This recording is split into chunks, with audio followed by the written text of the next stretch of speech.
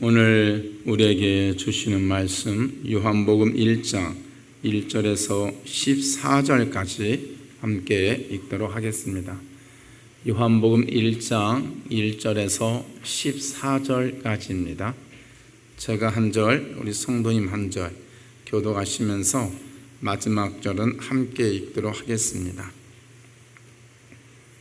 다 찾으신 줄 알고 제가 먼저 읽도록 하겠습니다.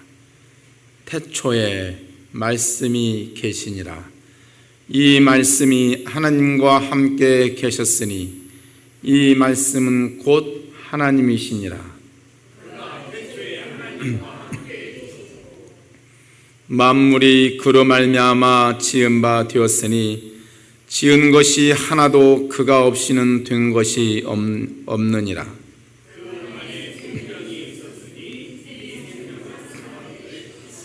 빛이 어둠에 빛이 돼 어둠이 깨닫지 못하더라.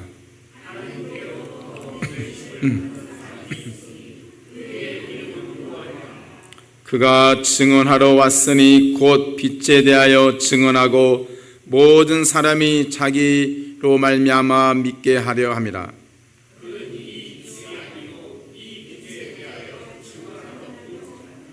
참빛 곧 세상에 와서 각 사람에게 비추는 빛이 있었나니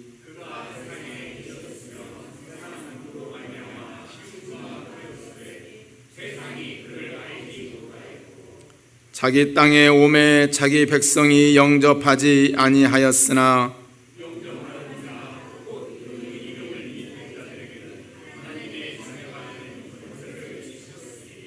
이는 혈통으로나 육정으로나 사람의 뜻으로 나지 아니하고 오직 하나님께로부터 난 자들이니라.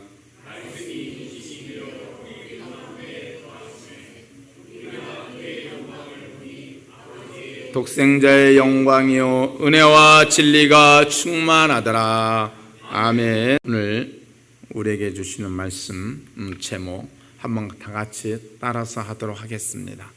말씀이 육신이 되다. 말씀이 육신이 되다. 성경은 재밌는 이야기 같기도 하고 또 어떤 때는 성경은 만화책보다 더 신나기도 하고 또 성경을 읽다 보면 한편의 영화를 보는 것보다 더 흥미진진할 때도 참 많습니다. 그런데 유달리 성경이 우리에게 주는 아주 신령한 맛이 있어요. 그건 뭐냐면 세상이 줄 수 없는 신비함이 이 성경에 있다는 겁니다. 여러분, 신비한 세계에 들어가 보지 않으시겠습니까? 시시한 인생 살고 싶으세요? 아니면 신비한 인생을 살고 싶으세요? 성경은 신비한 것들로 가득 차 있습니다. 태초에 하나님이 천지를 창조했다는 것부터가 신기하죠. 태초에 하나님이 천지를 창조하시고 그 하나님이 이 땅에 내려오셨다는 것조차도 신비합니다. 우리는 신비하다고 하면 이렇게 풍랑이는 바다를 걸어 다닌다든지 빈들에서 떡 2개와 떡 5개와 물고기 2마리로 5,000명을 먹여 살렸다든지 이런 아주 스펙터클한 또는 이렇게 홍해를 갈랐다든지 이런 사건이 이게 신비하게 느껴지지만 성경은 그 이상으로 더 위대한 신비함으로 가득 차 있습니다. 오늘 제가 여러분에게 그 신비한 사건 하나를 소개하고자 합니다. 많은 사건이 있지만 저는 유독 이 성육신이라는 사건을 눈여겨봅니다. 성육신, 오늘 말씀이 육신이 되다를 한자로 표현하면 성육신이라고 합니다. 우리 민족은 이 성육신 사건을 그렇게 신비하게 생각하지 않는 경향이 좀 있어요. 우리 민족은 하나님이 이 땅에 인간의 몸을 입고 내려오셨다는 것에 대해서 그렇게 낯설게 여기는 민족이 아닙니다. 조선시대 임금들은 흉년이 들면 하늘에 죄를 지은 것 같아서 높은 산에 올라가서 제사를 지내곤 하지요. 또 가까이 전주 덕진공원에 가보면 그 최재우 동학을 창시한 분의 상이 세워져 있어요. 동학, 인내천을 강조하지요. 사람이 곧 하늘이다. 또 가까운 새만금 근처의 섬들에 가면 온갖 미신들을 섬기는 그런 제2 행위들이 많습니다. 지금은 많이 사라졌죠. 그런데 예전에는 참 많았어요. 그런 곳에 가면 무당들이 몰려와가지고 접신을 하죠. 그리고 그날의 날씨를 알아보기도 하고 또 용왕을 달래보기도 하고.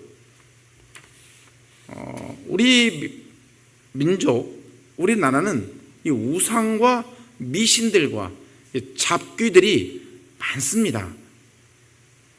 이 땅에 오신 선교사님 중에 언더우드 선교사님은 미국에 있는 동료들에게 편지를 쓸 때 이런 편지를 쓴 것도 있어요. 조선에 와보니까 이 민족은 이상하게 무속신앙에 사로잡혀 있다. 복음을 증거할 때 가장 방해물이 될 것이 아무리 생각해도 이 무속일 것 같다.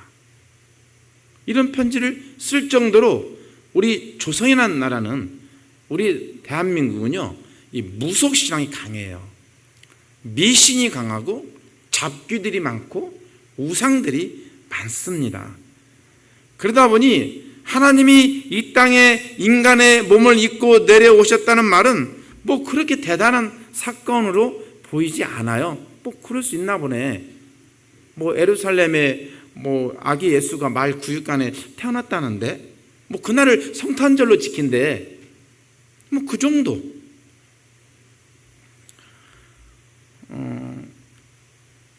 좀 더 강조점을 두고 있다면 십자가와 부활 사건에 우리 기독교인들은 막 목숨을 걸죠. 십자가 사건. 예수님이 나의 죄를 위해서 십자가에 못 박혀 죽으셨다는 사건, 3일 만에 부활하셨다는 사건, 우리 기독교인들은 거의 거기에 목숨을 걸어요. 거기에. 저도 마찬가지고요. 저도. 그런데 십자가와 부활만 신비가 아닙니다. 하나님이 이 땅에 인간의 몸을 입고 내려오셨다는 것조차도 어마어마한 신비입니다. 근데 우리 민족은 그걸 이렇게 신비하게 생각하지 않아요. 단순히 하늘에서 땅으로 하나님이 공간 이동을 하셨나 보다. 이 정도. 학창시절에 대순진리에 빠졌던 친구가 있었어요. 거의 인생을 대순진리에서 지내다가 탕진했죠. 어느 날 그가 저를 찾아왔습니다. 내가 너한테 할 말이 있는데 정말 귀담아 들어줬으면 좋겠어. 뭔데? 이거 너한테만 하는 이야기야. 아는 사람은 다 아는 이야기인데 김제 금산사에 하나님이 왔다 가셨어. 예수라는 분은 사실 십자가에서 죽었잖아. 실패했잖아. 예수님 이후로 옥황상제라는 분이 김제 금산사에 왔다 가셨어. 이거 알만한 사람은 다 아는 이야기야. 너도 꼭 기억했으면 좋겠어. 그래서 저를 데리고 그 대순진례 그 모임에 저를 한번 데리고 간 적이 있었어요.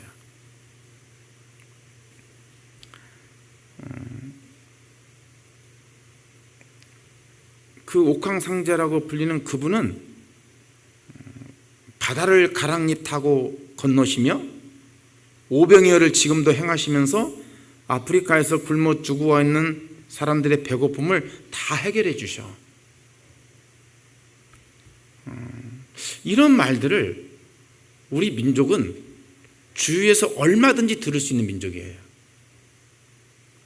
그러다 보니까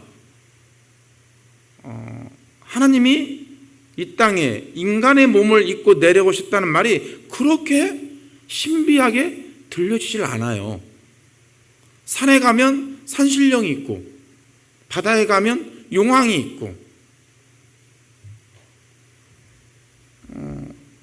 워낙 미신들이 잡귀들이 이 한반도에 많다 보니까 이 태초부터 계셨던 영원하신 하나님이 이 땅에 내려오셨다는 말이 그냥 그런가 보다 들려요. 근데 우리 동양인과 달리 서구 사람들은 그렇게 생각하지 않습니다.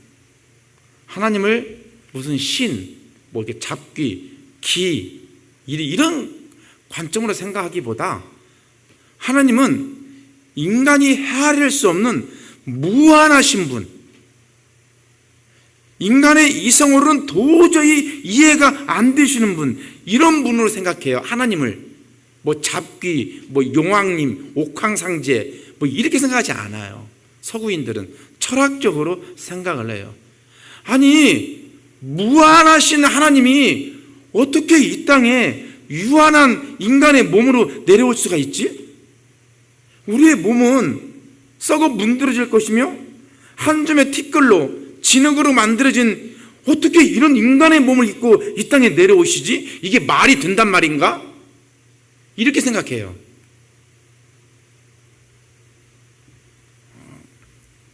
또 내려오셨는데 일반 보통 남자와 여자가 이렇게 결혼을 해서 태어난 게 아니고 성령으로 태어났다네. 또 이게 신비한 거예요.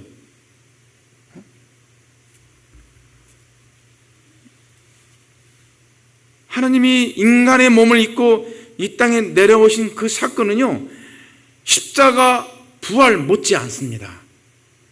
어마어마한 사건이에요. 어마어마한 신비입니다. 온 세상을 깜짝 놀랄 만한 사실 사건이었던 거예요. 이러한 하나님이 이 땅에 인간의 몸을 입고 내려오셨다는 이 사건이 구약 성경에는 잘 안 보이잖아요. 구약 성경에는. 신약 성경에는 말 구육간에 태어나셨다 이게 정확히 나오잖아요. 근데 요한복음에서는 또 좀 그런 말씀이 좀 없어요. 사도 요한은 예수님을 소개할 때 마태나 마가와 누가와 좀 다르게 아주 신비하게 예수님을 소개하세요. 예수님을 말씀으로 소개해요. 말씀으로. 마태는 예수님을 소개할 때 아브라함과 다윗의 자손으로 오신 예수님 이렇게 소개해요. 아브라함과 다윗의 자손, 이스라엘의 역사의 족보 가운데 오신 예수님 이렇게 예수님을 소개하죠. 누가는 또 어떻게 생각하죠? 누가는 아담과 아브라함과 다윗의 자손으로 오신 예수님 이게 그 족보를 아담까지 끄집어 가요. 아담까지. 아담은 온 인류의 조상이잖아요. 이게 온 인류의 조상의 족보 가운데 오신 예수님 이렇게 소개해요. 근데 요한은 말 구육간에 태어나셨다는 말도 없고 예수님의 출생에 대해서는 별로 관심도 없는지 그런 것도 없어요. 태초에 말씀이 계시니라. 예수님을 이렇게 말씀으로 이렇게 비유해요. 그러면서 그 말씀은 언제 계셨는가? 과거, 현재, 미래라는 시간 속에 인간의 역사 속에 인간의 족보 가운데 계시지 않았다고 그래요. 과거, 현재, 미래라는 이 시간의 플로우, 흐름 이전에 계셨던 분, 영원 전부터 계셨던 분, 그분이 예수님이야. 좀 뭔가 신성하게 예수님을 소개하지요. 그럼 영원 전에 혼자 계셨는가? 아니요. 함께 계셨어요. 성부 하나님과 성령 하나님과. 이 말씀은 곧 하나님이시라. 말씀의 무게는 하나님과 동등해요. 이렇게 예수님을 소개하고 계세요. 뿐만 아니라 만물이 그로 말미암아 지은 바 되었으니 예수님은 또 창조주라고 설명을 하고 계세요. 신비하죠. 그러면서 그 말씀 안에 생명이 있는데 그 생명은 인간들에게 빛이십니다. 이렇게 소개해요. 말씀이신 예수님은 생명의 빛이라는 거예요. 그래서 예수님을 영접하는 사람은 그의 인생은 빛 가운데 거하면서 살고, 예수님을 영접하지 않는 사람은 어둠 가운데 살다가 영원한 지옥으로, 나락으로 떨어진다고 사도 요한은 그렇게 말을 하고 있습니다. 예수님, 그분은 누구신가? 왜 이 땅에 내려오셔야만 했을까?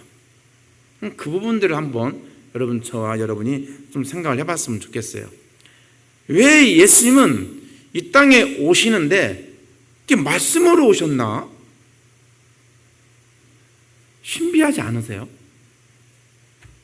저는 아주 신비합니다. 근데 구약 성경에 예수님이 이 땅에 인간의 몸을 입고 오신다는 것이 약간 슬쩍 그림자처럼 살짝 설명해 준 부분이 있어요. 창세기 1장 26절 27절을 보면 삼위일체 하나님이 성부, 성자, 성령 하나님이 서로 대화와 토론을 하세요.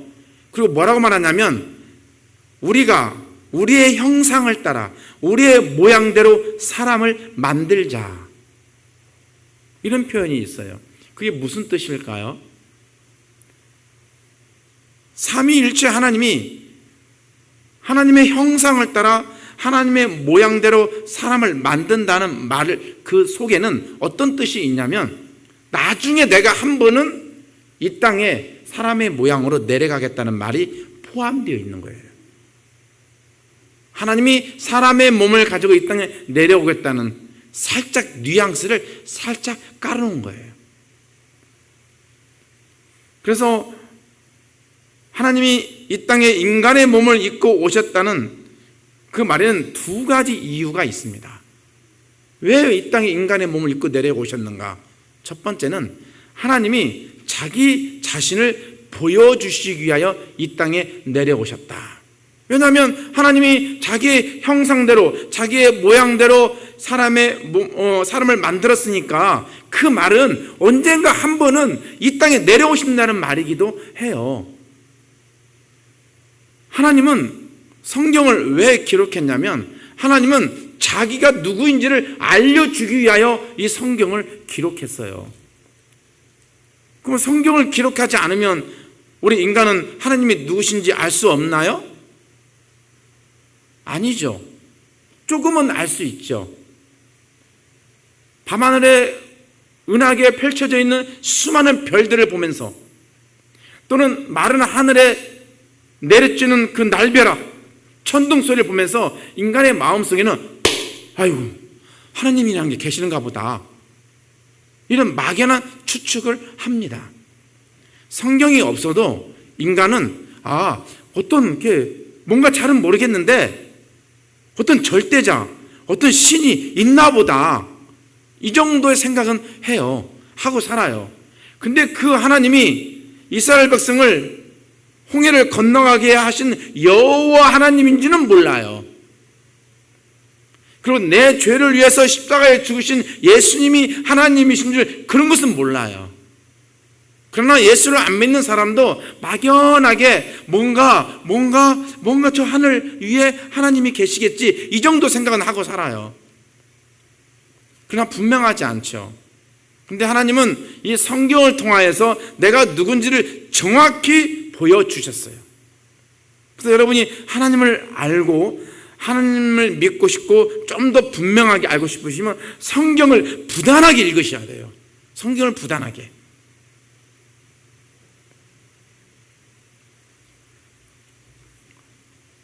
하나님은 이 온 세상을 통하여서 자기를 드러내실 뿐만 아니라 이 성경을 통하여서도 하나님은 자기 자신을 드러내셨는데 가장 분명하게, 가장 정확하게, 가장 완벽하게 자기 자신을 드러낸 때가 언제냐? 바로 그게 예수님이세요.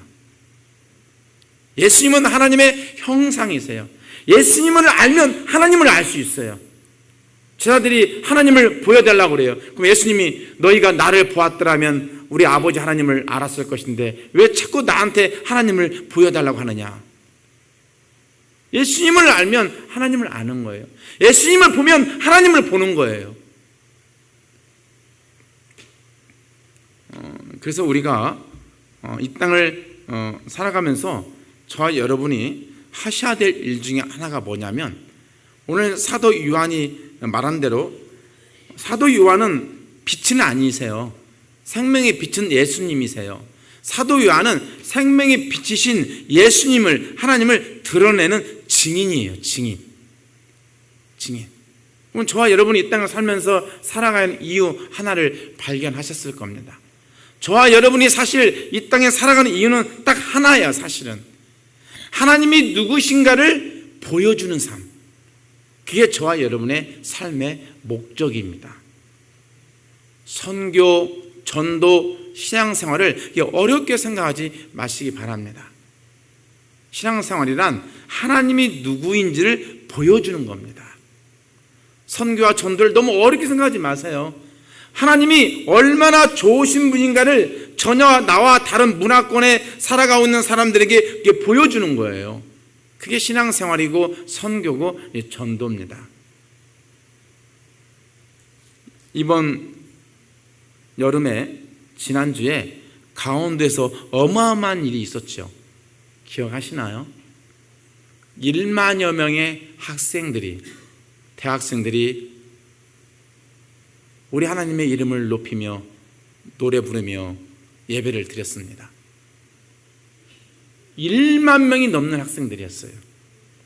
강원도 하늘 위를 뒤덮을 하나님의 임재였죠.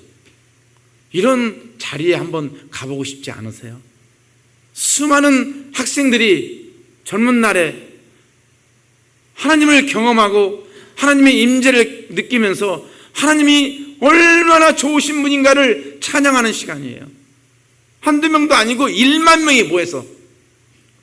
제가 30년 전에 저는 저 충청도 그 몽산포 해수욕장에서 한번 이 집회에 참석한 적이 있었습니다. 30년 전에. 그때도 1만 명의 학생이 몽산포 해수욕장 저 끝에서 저 끝까지 1만 명의 학생이 찬양을 부르는데, 와, 그때 저는 놀라운 일을 경험했죠. 충청도 전국 곳곳에 다 억수 같은 비가 쏟아지는데 그곳만 비가 안 내려요. 1만 명이 대학생들이 춤을 추며 노래하는데 하늘에는 먹구름이 짙게 깔려있고 천둥이 치는데 그곳만 비가 안 내려요. 저는 그때 무릎을 꿇으면서 얼마나 지극히 높으신 하나님을 찬양했는지 모릅니다. 그 하늘을 짙게 깔아 있는 그 먹구름도 하나님을 노래하는 것 같아요. 그 모래사장 앞에 있는 그 출렁이는 성남 파도도 하나님을 노래하는 것 같아요. 1만 명이 무릎을 꿇고 하나님 앞에 기도하는 그 모습은, 와, 하나님은 살아계시는구나.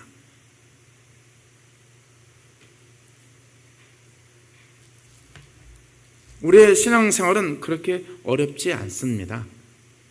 하나님이 살아계신다는 것을 저와 여러분이 보여주면 돼요. 보여주면. 하나님이 살아계신다는 것을 보여주시는 방법 중에 또 하나가 뭐가 있냐면, 여러분이 행복하게 사는 겁니다. 행복하게. 신명기 10장 12절 13절에 보면, 이스라엘아, 내 하나님 여호와께서 내게 요구하시는 것이 무엇이냐? 곧 내 하나님 여호와를 경외하며 그 모든 도를 행하고 그를 사랑하며 마음을 다하고 성품을 다하여 내 하나님 여호와를 섬기고, 내가 오늘날 내 행복을 위하여 내게 명하는 여호와의 명령과 규례를 지킬 것이 아니더냐. 하나님이 저와 여러분에게 원하시는 것은요, 여러분이 마음과 성품과 뜻을 다하여 여호와 하나님을 섬기면서 여러분의 인생이 행복해지는 겁니다. 여러분이 하나님을 섬기면서 여러분의 얼굴이 보름달처럼 피어난다면 여러분은 하나님을 드러내고 있는 거예요. 하나님을 보여주고 있는 겁니다. 그런 인생을 여러분이 살아내셨으면 좋겠습니다. 저는 억지로라도 많이 웃으려고 노력을 해요. 워낙 이렇게 얼굴이 훅이 인상파다 보니까 항상 거울 보고, 저 혼자 거울 보고 보름달 많이 연습을 해요. 워낙 굳어져 있는 얼굴이기 때문에. 그러나 속마음은 항상 기쁨으로 살려고 노력을 합니다. 여러분의 인생도 정말 우리가 하나님을 믿는다면 여러분의 인생은 행복하셔야 돼요. 행복하셔야 돼요. 교회 와서 헌신해야 되겠다. 그것도 중요한데, 그보다 더 중요한 것은 여러분과 여러분의 자녀와 여러분의 가정이 행복하셔야 돼요. 그래서 안 믿는 사람들이 나도 교회 다니는 너처럼 행복한 인생을 살았으면 좋겠다, 그런 말을 누군가가 여러분에게 하고 있다면 여러분은 신앙생활을 잘하고 있는 겁니다. 정말 잘하고 계시는 거예요. 그런 말을 들으시기를 주님의 이름으로 축복합니다. 예수님이 이 땅에 말씀이 육신이 되고 하나님이 인간의 몸을 입고 내려온 두 번째 이유가 있습니다. 두 번째 이유가 있어요. 예수님이 말씀으로 표현한 이유가 있습니다. 우리 인생은요, 사실은 예수님과의 그 관계 속에서 살아갑니다. 예수님과의 관계 속에서 여러분이 성공할 수 있다면 여러분의 인생은 성공입니다. 근데 여러분이 예수님과 관계에서 실패한다면 여러분의 인생은 안타깝게도 실패입니다. 여러분의 인생은요, 이 예수님과의 관계에 달려 있습니다. 근데 그 예수님을 오늘 말씀이라고 표현하고 있습니다. 다르게 표현한다면 여러분이 말씀 생활을 잘할 수 있다면 여러분은 신앙생활 성공한 것이에요. 근데 여러분이 말씀 생활에 실패한다면 여러분의 인생은 실패한 겁니다. 왜 이렇게 말씀이 중요한가? 여러분, 우리의 인생을 광야라고 표현하잖아요. 광야 같은 우리의 인생이라고 그러잖아요. 광야를 히브리어로 미드바르라고 합니다. 근데 말씀이 히브리어로 따바르라고 그래요. 따바르. 미드바르, 따바르. 좀 비슷하잖아요. 광야와 말씀은 뗄래야 뗄 수가 없다는 거예요. 광야 같은 인생을 걷고 있는 모든 사람은 이 말씀 따라 살아가야 한다는 거예요. 그래서 히브리어가 서로 이렇게 비슷해요. 광야하고 이 말씀하고 두 단어가 비슷해요. 한번 따라서 해보십시다. 광야 같은 내 인생, 말씀을 따라 살아야 된다. 말씀을 거부하고 살아가는 인생들이 있었죠.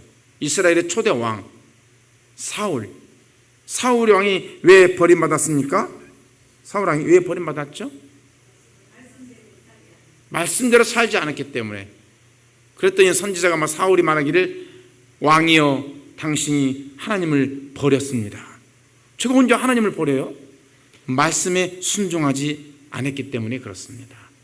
하나님의 말씀에 순종하지 않는 것은 단순한 내 감정을 나타내는 정도가 아니에요.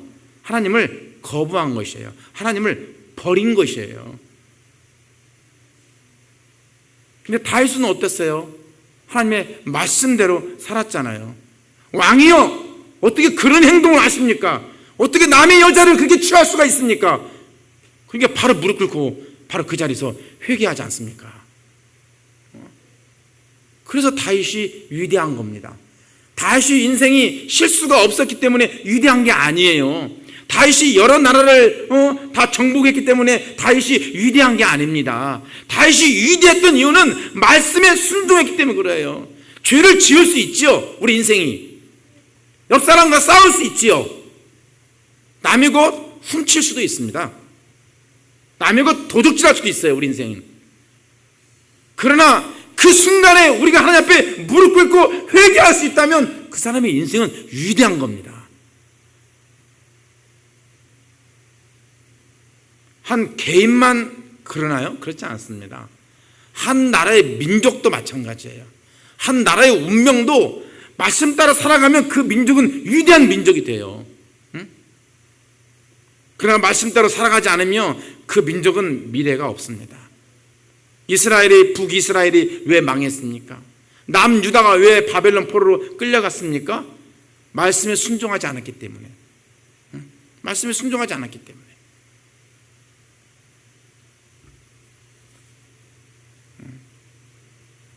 사람과 사람과의 관계도 그렇잖아요. 서로 말이 통하고 서로 대화하고 소통이 되면 그 사람과의 관계가 참 좋잖아요. 하나님과 우리의 관계도 그래요. 말씀이신 예수님을 따라 살아간다면 하나님과 우리의 관계도 형통합니다. 근데 말씀이신 예수님을 자꾸 멀리하면 하나님과의 우리의 관계는 망가져요. 요한계시록 20장에 보면 사도 요한이 말하지 않습니까? 내가 문 밖에서 두드리노니 제발 네 마음의 문 좀 열어줘. 네 마음의 문 좀 열어주면 내가 들어가서 너와 더불어 먹고 너도 나와 함께 더불어 먹으리라. 이게 예수님이 원하시는 거예요. 이게 예수님이. 여러분이 말씀을 들을 때 하나님께서 왠지 내 마음을 두드리시는 것 같다. 그러면 그때 얼른 마음의 문을 여세요. 마음의 문을 여셔서 예수님을 영접하세요. 예수님, 내 마음의 보좌 위에 앉으세요. 저는 뒤로 물러가겠습니다. 저는 말씀대로 살겠습니다. 말씀을 쫓아가는 인생이 되겠습니다. 말씀이 육신이 되니 우리 가운데 거하시니. 우리 가운데 거했다는 말. 어떻게 무한하신 하나님이 유한한 인생 가운데 거할 수 있습니까? 이건 논리적으로 안 맞죠. 유한한 인생이 무한하신 하나님 품에 안긴다면 그건 이해가 가죠. 근데 어떻게 무한이 유한 안으로 들어옵니까? 이건 논리적으로 맞지 않는 일이에요. 그래서 신비인 겁니다. 무한하신 하나님이 여러분이 여러분의 마음의 문만 열면 그 마음으로 들어오신다는 거예요. 그 여러분의 인생을 인도하신다는 겁니다. 어떤 신학자는 이 표현을 아주 재밌게 표현했죠. 말씀이 육신이 되어 우리 가운데 거하심에, 우리 가운데 거하심에를 우리 가운데 텐트를 치심에. 최근에 TV에 어떤 목사님이 나왔다고 그래요. 성도들하고 신방을 하는데 성도님들 이제부터 여러분의 가정을 돌아다니는 신방은 하지 않겠습니다. 그럼 신방을 어떻게 해요? 이제부터 여러분이 교회로 오십시오. 교회 앞마당에 텐트를 치고 담임 목사와 여러분과 함께 앞으로 캠핑할 겁니다. 교회 앞마당에서 캠핑을 할 겁니다. 저는 앞으로 캠핑 신방을 할 겁니다. 캠핑이라는 게 뭔가요? 텐트 안에 들어가서 코펠과 버너를 이용하여 라면 끓여 먹고 커피 한잔 마시면서 딱 저 밤하늘의 별을 보면서 와 너무 멋있다. 그런 이야기를 나누면서 그동안 한 주간 피곤했던 삶의 이야기를 서로 나누면서 서로 친밀감을 갖는 시간이죠. 그게 캠핑 가는 거 아닙니까? 말씀이 육신이 되어 우리 가운데 거하심에, 이게 무슨 뜻이에요? 하늘에 계시는 우리 하나님이 내 마음속에 오셔서 캠핑을 친다는 거예요. 캠핑을. 텐트를 친다는 거예요. 텐팅을. 휘막을 세운다는 거예요. 성막을 세운다는 거예요. 내 마음에 성전을 짓는다는 거예요. 다 같은 말입니다. 말씀이 육신이 되어 우리 가운데 캠핑을 치시니. 캠핑을 치시니. 사실 우리 교회만큼 캠핑 치기 좋은 교회가 어디 있습니까? 제가 어젯밤에 그냥 상상력을 총동원했어요. 상상력을 총동원해서 하나님 아버지 우리 교회 소그룹 캠핑이 있게 해 주시옵소서. 하나님 아버지 우리 교회 목자들 캠핑이 우리 가운데 있게 해 주시옵소서. 우리 교회 성도들 다 한 번쯤은 교회 앞마당에서 다 캠핑을 하게 해주세요. 캠핑을 하게 해주세요. 우리 교회는 다 아시죠? 따라서 하십시다. 오케이 교회는 풀도 꽃이다. 그런 교회가 우리 교회예요. 그런 교회가 우리 교회. 근데 우리 교회 앞마당에서 캠핑을 안 한다고요? 그냥 남보라고? 그냥 여기 상관 소양로 848번지는 그냥 남들 즐기라고? 그냥 내버려 둘까요? 아니면 저와 여러분이 담임 목사와 함께 날짜 정해가지고 캠핑하시게요. 캠핑. 우리 교회에서 먹고 마시고 텐트 안에 들어가서 목사님 옛날 10년 전에는요 20년 전에는 이랬어요 우리 교회. 근데 지금 많이 부흥했네요. 옛날 이야기 좀 저한테 좀 알려주세요. 전 잘 모르잖아요. 한 주간 어떻게 살아가는지 여러분 교회 앞마당에서 텐트를 치면서 라면은 제가 끓일게요. 라면 라면은 제가 끓일 테니까. 어? 요즘 삼양라면 제일 맛있대요. 그냥 생으로 먹어도 맛있대요. 응? 라면 끓여 먹으면서 돈 안 들이고 얼마든지, 응? 겨울에는 고구마 구워 먹으면서, 학생들은 마시멜로인가요? 뭐 마시멜로 그거 구워 먹으면서, 응? 그게 진짜 신앙입니다. 응? 사랑하는 성도 여러분, 시간은 자꾸 갑니다. 얼마 남지 않았습니다.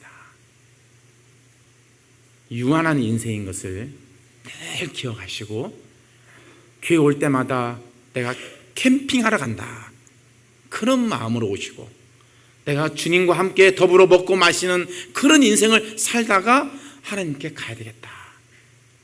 즐겁게 오십시오. 목회에 올 때 행복한 마음으로 오십시오. 기도하겠습니다.